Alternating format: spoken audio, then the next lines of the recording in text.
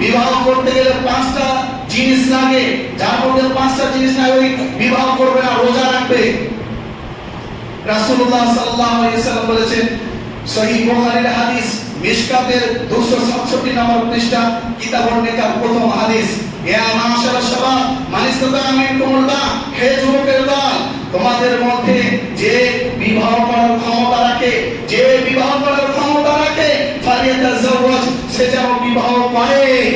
বিবাহ করতে গেলে ক্ষমতা লাগে, ক্ষমতা, ভরণ পোষণের ক্ষমতা, শাসন করার ক্ষমতা থাকতে হবে। আর যদি না থাকে তাহলে কি করো? ফাআলাইকা বিসওম, তুমি রোজা রাখো, ফাইনাল্লাহু বিজাইদা, তোমার জন্য ঢাল। তুমি রোজা রেখে তোমার যৌবনকে ধ্বংস করো, যৌবনকে শেষ করো, তুমি বিবাহ করবে না। আল্লাহ নবী বলেছেন, মানিস্তাতা মিনকুমুল বাহ, ক্ষমতা থাকলে তুমি বিবাহ করো। তোমার ক্ষমতা নাই 6 স্ত্রীকে শাসন করার, শাসন করবো মানে অবশ্যই করতে হবে, স্ত্রীকে শাসন করতে হবে। যদি স্ত্রীকে শাসন না করেন, আপনি কাপুরুষ। তাহাজ্জুদ পড়ে আপনাকে জাহান্নামে যেতে হবে, ওয়াজ করে আসলে আপনাকে জাহান্নামে যেতে হবে।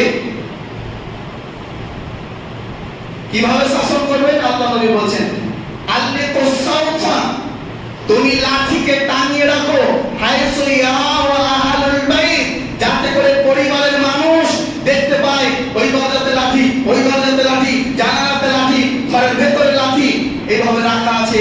অন্যায় করলে একদম সাই সাই করে বসবে। কোন দেখা দেখি নাই? মুসনাদ আহমদের হাদিস 21570 নম্বর হাদিস, আল্লাহ নবী বলেছেন, ওয়ালা তারফানু আসাকারান, খবরদার আদব শিখাতে গিয়ে, শিষ্টাচার শিখাতে গিয়ে লাঠিটাকে রেখে দিও না। লাঠির প্রয়োজন আছে, লাঠি লাগবে, লাঠি ছাড়া মানুষ তৈরি করা যায়নি। প্রকৃত আদর্শবান তৈরি করতে গেলে লাঠি লাগবে। আল্লাহ নবী বলেন, মানিস্তাতা মিনকুমুল বাহ, যদি তুমি ক্ষমতা রাখো, যদি তোমার ক্ষমতা থাকে শাসন করার, যদি ভরণ পোষণের ক্ষমতা থাকে, কুয়াতে যাওয়া সর্বনাশে যদি ক্ষমতা থাকে, তাহলে বিবাহ করো। না তুমি বিবাহ করো না, বিবাহ তুমি করো না, তুমি বিবাহ করবে না। কি করবে? সিয়াম রাখবে, রোজা, রোজা আপনি রেখে আপনার যৌবনকে দমন করবেন। কাপুরুষ, নির্লজ্জ, বেহায়া, বলতে লজ্জা করে না আমি মানুষ, আমি পুরুষ। লজ্জা করা দরকার, আমি পুরুষ বলা, এটা লজ্জা করা দরকার। আমার মেয়ে, আপনার বোন, আপনার মেয়ে, আপনার মেয়ে, আপনার ভাতিজি, আমাদেরই ছেলে মেয়ে, এরা যখন বিড়ি দিতে যায়, এরা যখন এমনিতে একটা হারাম অবৈধ কাজ, তারপরে যখন বিড়ি দিতে যায়, তখন লক্ষ্য করে দেখেছেন কোনোদিন? যখন স্কুলে যায় তখন কি কোনোদিন লক্ষ্য করে দেখেছেন? যখন টিউশনে যায় তখন কি লক্ষ্য করে দেখেছেন কিভাবে যাচ্ছে? আমার মেয়েটা স্কুলে গিয়ে কি করে, কিভাবে থাকে? আমার মেয়েটা টিউশনে গিয়ে কি করে, কিভাবে থাকে? কোনোদিন খোঁজ নেননি। আর অনেক গার্জেন জানার পরেও, দেখার পরেও চুপচাপ দেখে, মানে শাসন করে না, একদম চুপচাপ। যদি পালিয়ে যায় অল্প খরচে বিবাহ, যদি পালিয়ে যায় অল্প দেরি হয়ে যাবে, অত কিছু ডিমান্ড লাগবে না। ওই জন্য মা বাপ সুবিধা করে দিচ্ছে, লাও আগিয়ে দিচ্ছে, নিয়ে যাও, যাও যেখানে পারবে ঘুরে এসো। বাপই তো কাপুরুষ আর মাই তো হচ্ছে কাপুরুষরা, অন্যায়ের কাজে সাপোর্ট করে।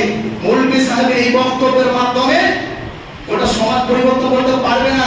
ও শুধু মৌলভী সাহেব সঠিক জিনিসটা দেখিয়ে দিতে পারবে, কিন্তু মৌলভী সাহেব এভাবে দেখাতে পারবে না। এই দেখেন আপনার মেয়েটার এই জায়গাটা, মানে একটা উদাহরণ, যখন এই মৌলভী সাহেবের কথা বলবে, আরে মৌলভী সাহেবের নজর খারাপ, হ্যাঁ মৌলভী সাহেব নিশ্চয়ই ওখানে চকিয়েছে, নজর খারাপ।